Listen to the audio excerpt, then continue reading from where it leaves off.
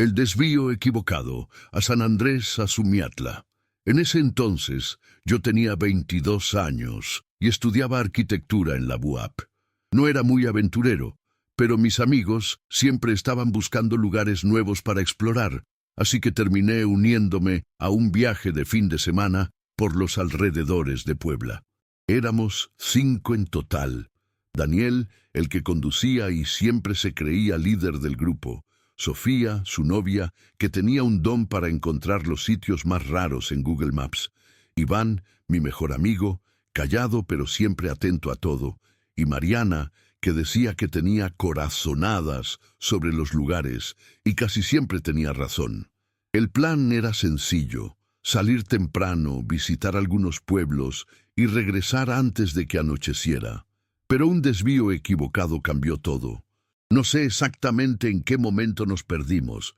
Recuerdo que Mariana dijo que el camino se sentía extraño, pero no le hicimos caso.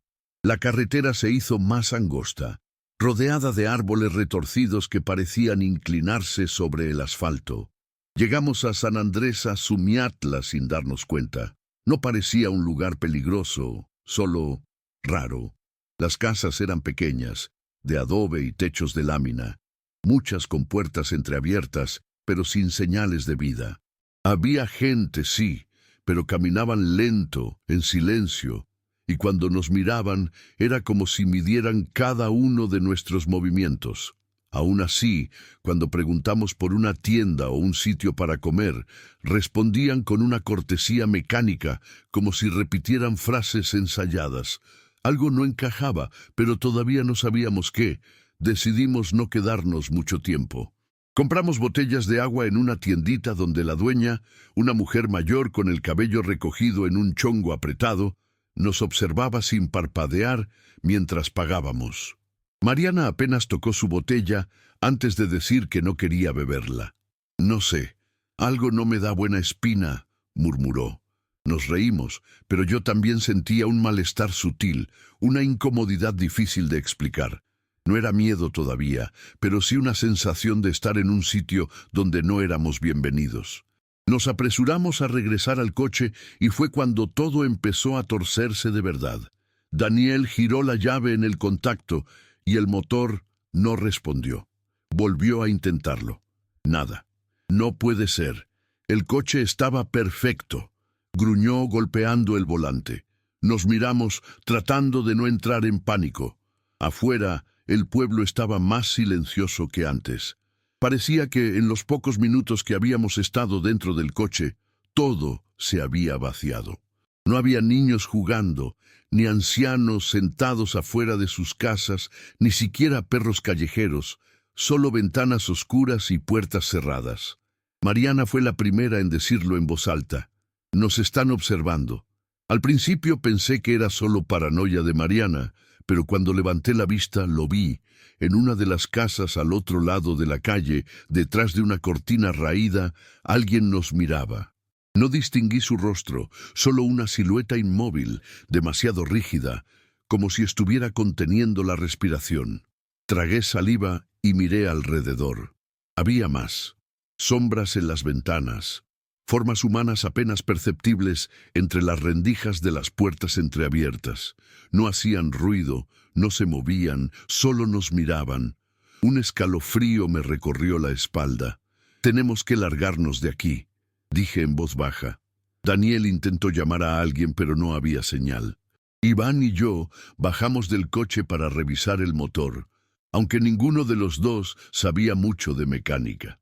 Solo queríamos hacer algo en lugar de quedarnos sentados sintiendo aquellas miradas. Cuando abrimos el capó, nos congelamos.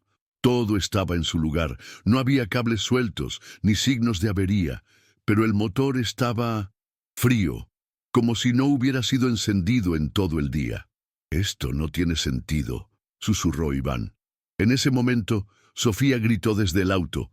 Giramos la cabeza justo a tiempo para verla aferrada al asiento con los ojos desorbitados. «Alguien estaba junto a mi ventana», jadeó. Corrimos de vuelta al coche, pero afuera no había nadie, ni rastros de que alguien hubiera estado ahí. «Lo vi, estaba justo aquí». insistió Sofía temblando. Intentamos calmarla, pero la verdad es que todos empezábamos a entrar en pánico. El aire se sentía más pesado, como si el pueblo entero nos envolviera en una especie de manto invisible. «Hay que buscar ayuda», dijo Daniel, forzando su voz a sonar firme. Nadie quería separarse, así que decidimos ir juntos hasta la casa más cercana. Golpeamos la puerta varias veces. Nada. Probamos con otra. Silencio. Era como si todas las casas estuvieran vacías, pero sabíamos que no era cierto. Seguimos avanzando por la calle principal, llamando a cada puerta, cuando lo escuchamos. Un susurro, leve, pero cercano. Venía de algún punto entre las casas, un murmullo que no pertenecía a ninguna voz en particular, como si muchas personas estuvieran hablando al mismo tiempo en un idioma que no entendíamos.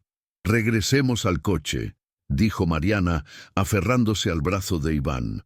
Pero cuando dimos media vuelta, nos dimos cuenta de que el camino que habíamos tomado ya no lucía igual.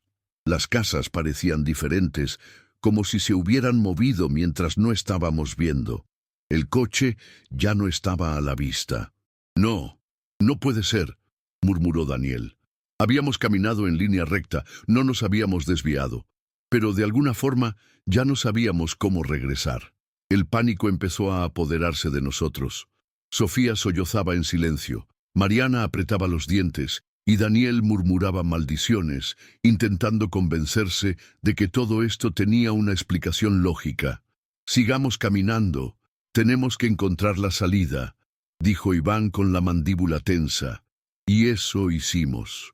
Caminamos rápido, casi corriendo, por lo que creíamos que era la calle principal. Pero el pueblo seguía transformándose a nuestro alrededor. Las casas eran las mismas, pero algo en ellas se sentía diferente, como si estuvieran cambiando de posición cuando no mirábamos. El susurro volvió, esta vez más cerca. No provenía de un solo punto, sino de todas partes. Una mezcla de palabras ininteligibles y respiraciones entrecortadas. Luego, un sonido seco, como si algo pesado hubiera caído detrás de nosotros. Me giré, y por primera vez los vi. Siluetas humanas, quietas en la penumbra entre las casas. Eran muchas, decenas de ellas, paradas en las sombras, demasiado delgadas, con cabezas inclinadas de una manera antinatural. No pude ver sus rostros, pero supe que nos estaban mirando. No corrían, no avanzaban, solo esperaban. «Corran», susurró Mariana, y lo hicimos. Corrimos sin dirección, solo queríamos alejarnos de esas figuras. El aire se sentía más denso, como si estuviéramos corriendo dentro de un sueño donde las piernas pesan y el camino nunca termina. Las calles parecían alargarse, torcerse de formas imposibles. «El coche tiene que estar cerca», gritó Daniel, pero yo ya no estaba seguro de nada. A mi lado, Iván jadeaba, con los ojos desorbitados. «No estamos en el mismo pueblo», susurró, y por alguna razón esas palabras me helaron la sangre. Entonces Mariana se detuvo en seco. «Ahí está», gritó señalando a la derecha, y ahí estaba. El coche exactamente donde lo habíamos dejado, como si nunca nos hubiéramos movido. Pero algo estaba mal. Las puertas estaban abiertas. No recordábamos haberlas dejado así. Nos acercamos con cautela, sin dejar de vigilar las sombras detrás de nosotros. Daniel se lanzó al asiento del conductor y giró la llave con desesperación. El motor rugió al primer intento. «¡Súbanse!», gritó. Nos metimos en el coche como pudimos, cerrando las puertas de golpe. Daniel pisó el acelerador y el coche se sacudió violentamente antes de lanzarse por la carretera. Nadie habló. Solo escuchábamos nuestras respiraciones entrecortadas y el rugido del motor. Yo miré por la ventana y mi estómago se encogió. Las figuras seguían ahí, en las calles, de pie, inmóviles. Pero no intentaban seguirnos. Solo nos veían partir, como si nunca hubieran tenido intención de detenernos. O peor, como si supieran que volveríamos. Manejamos sin mirar atrás hasta que vimos las primeras luces de Puebla. Cuando por fin encontramos señal, los teléfonos explotaron con mensajes y llamadas perdidas. Habíamos estado incomunicados por más de 6 horas, aunque para nosotros no habían pasado más de 2. No hablamos del tema en el camino de regreso. Nadie quiso admitirlo, pero todos sentimos lo mismo. Lo que pasó en San Andrés Azumiatla no fue normal. Aún hoy, cuando paso cerca en carretera, evito mirar en esa dirección, porque cada vez que lo hago, siento que alguien en algún rincón de ese pueblo todavía nos está observando. El incendio silencioso en La Margarita. No sé si alguna vez les ha pasado que despiertan sintiendo que algo está mal, pero sin poder identificar qué es exactamente. Eso me pasó aquella madrugada en mi departamento en La Margarita, en Puebla. Eran como las 3 de la mañana cuando abrí los ojos de golpe, con el corazón latiendo fuerte, como si mi cuerpo ya supiera algo que mi mente aún no había procesado. Me incorporé lentamente en la cama, sintiendo un hormigueo raro en los brazos. Y fue entonces cuando me di cuenta. Había un olor denso en el aire, algo quemado, un humo que picaba en la nariz, pero que no venía acompañado del sonido de alarmas o gritos. Solo había silencio, un silencio pesado. Me levanté tambaleándome y fui directo a la puerta. Cuando la abrí, el pasillo estaba envuelto en una neblina grisácea, como si alguien hubiera encendido un fogón en medio del edificio. El aire era caliente, sofocante, y la sensación de peligro se intensificó. Intenté ver de dónde venía el humo, pero la luz tenue del pasillo apenas dejaba distinguir siluetas. Corrí hacia la puerta del vecino más cercano, un señor mayor que vivía solo, y golpeé con fuerza. Nada. Golpeé otra vez. Seguía sin haber respuesta. En ese momento, un escalofrío me recorrió la espalda. Algo estaba muy mal. Respiré hondo y corrí hacia las escaleras. No podía ser la única que se había dado cuenta. Toqué otras puertas en el camino, golpeando con más fuerza a cada paso. Al final del pasillo, una puerta se abrió de golpe y salió una mujer en bata, con el rostro desencajado. ¿También lo hueles?, me preguntó con la voz entrecortada. Asentí, y seguimos llamando a más puertas. Poco a poco, algunos vecinos comenzaron a salir, somnolientos y confundidos, pero todos con la misma expresión de desconcierto. ¿Dónde está la alarma?, preguntó alguien. Nadie tenía respuesta. Miramos hacia el techo, esperando ver los rociadores activarse, pero no pasó nada. El edificio entero parecía estar dormido mientras algo ardía en algún lugar dentro de él. Corrimos hacia la escalera de emergencia, pero cuando llegamos, la sangre se me heló. La puerta tenía una gruesa cadena con un candado oxidado. Era imposible que alguien la hubiera puesto recientemente sin que nos diéramos cuenta. «¿Qué carajos?», murmuró un hombre detrás de mí. Nos miramos unos a otros, y por primera vez sentí verdadero miedo en los ojos de los demás. No era solo un incendio, algo estaba mal de una forma más profunda, más retorcida. Decidimos bajar por la escalera normal, pero cuando giramos hacia el otro extremo del pasillo, vimos que el humo era más denso en esa dirección. Bajaba desde los pisos superiores, como una sombra líquida, deslizándose por el aire. Y aún así, no se escuchaban sirenas, ni pasos apresurados en la calle, nada. En ese momento, alguien gritó desde un piso más abajo. Era un sonido crudo, desesperado, que hizo que todos nos quedáramos paralizados por un segundo. Luego más voces comenzaron a alzarse, algunas pidiendo ayuda, otras sollozando y otras eran diferentes. Eran susurros, como si alguien hablara justo detrás de nosotros, aunque no había nadie. «Tenemos que salir de aquí», dije, sintiendo que el aire se hacía más pesado en mis pulmones. El hombre que antes murmuró sobre la cadena intentó marcar al 911, pero maldijo en voz alta. No había señal. Varias personas hicieron lo mismo, pero todos recibieron el mismo resultado, como si estuviéramos atrapados en una burbuja aislada del mundo exterior. Tomé a la mujer en bata del brazo y comencé a bajar las escaleras lo más rápido que pude, esquivando a vecinos que corrían en diferentes direcciones. No entendía por qué no podíamos simplemente llegar a la salida principal y salir corriendo, pero en cada piso algo nos hacía detenernos. Humo bloqueando los pasillos, puertas que no se abrían, sonidos que no deberían estar ahí. En el tercer piso nos encontramos con una familia entera intentando romper una ventana, golpeándola con lo que fuera que encontraban, pero el cristal no cedía. No era vidrio normal, era grueso, reforzado, como si estuviera diseñado para no romperse fácilmente. Nos miramos todos con una pregunta silenciosa en los ojos. ¿Por qué un edificio residencial tendría ventanas así? El calor empezaba a ser insoportable. La bata de la mujer a mi lado estaba empapada en sudor y mi garganta ardía con cada respiración. Sentí un mareo repentino, como si el oxígeno estuviera desapareciendo del aire. «No podemos quedarnos aquí», gritó alguien desde arriba. No supe quién fue, pero tenía razón. Si nos quedábamos, íbamos a morir asfixiados o atrapados en las llamas, si es que había llamas. Porque hasta ese momento, aunque todo indicaba que el edificio estaba incendiándose, nadie había visto fuego. Solo humo.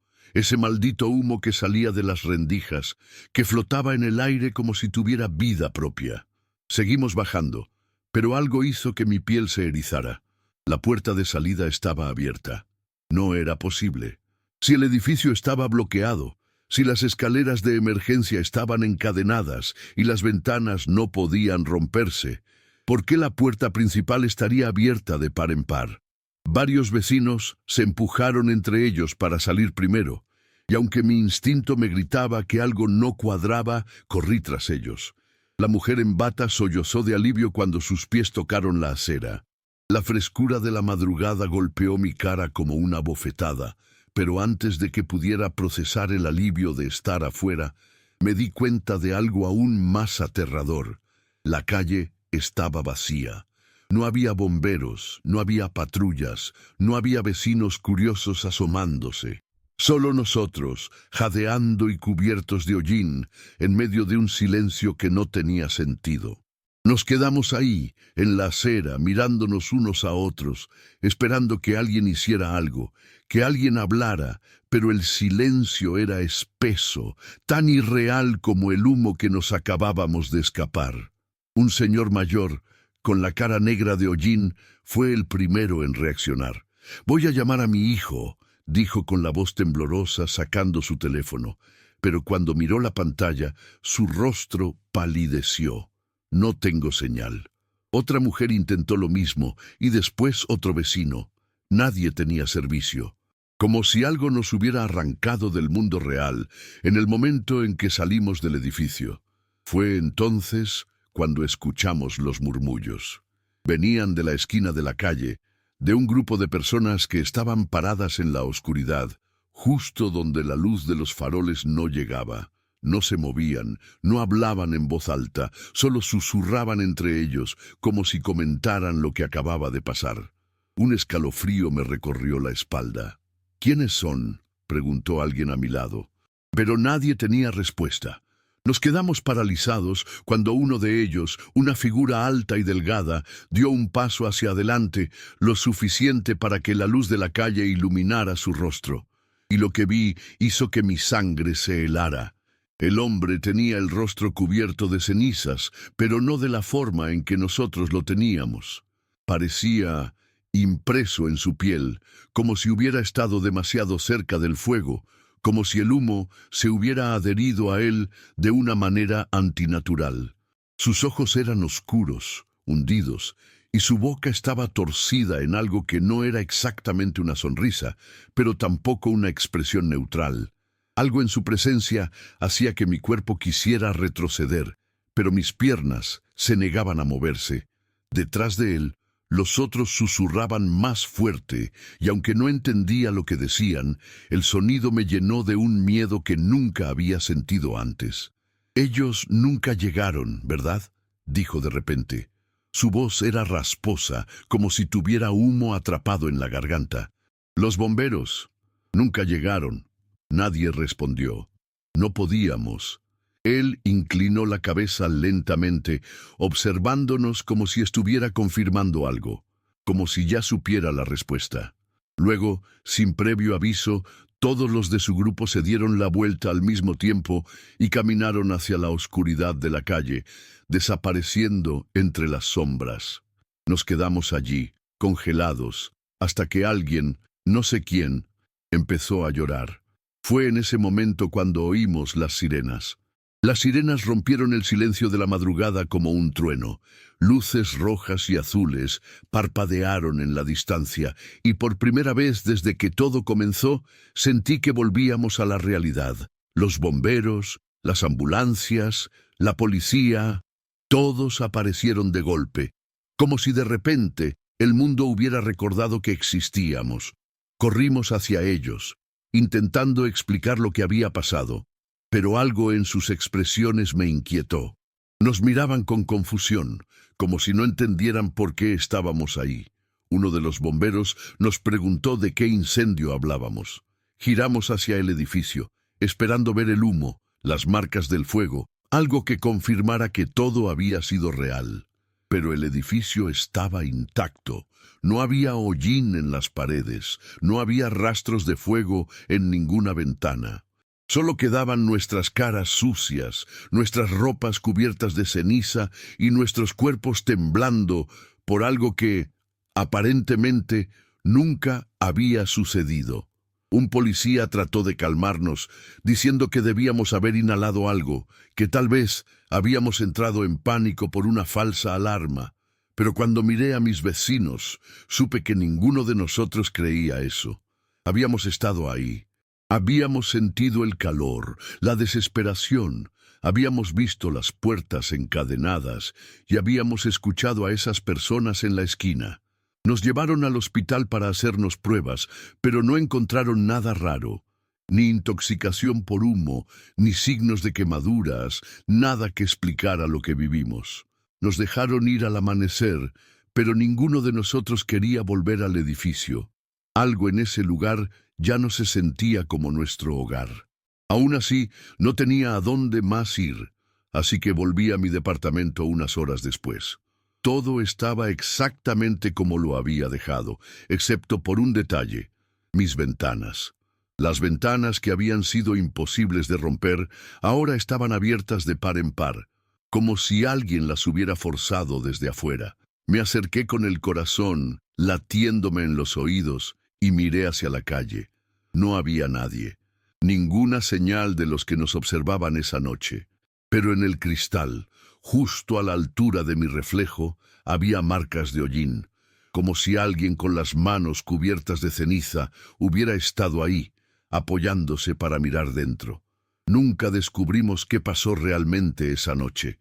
Algunos vecinos se mudaron en los meses siguientes, otros intentaron seguir con sus vidas como si nada hubiera ocurrido. Pero todos sabemos la verdad. El incendio no fue un accidente, y lo peor de todo es que nunca hubo incendio.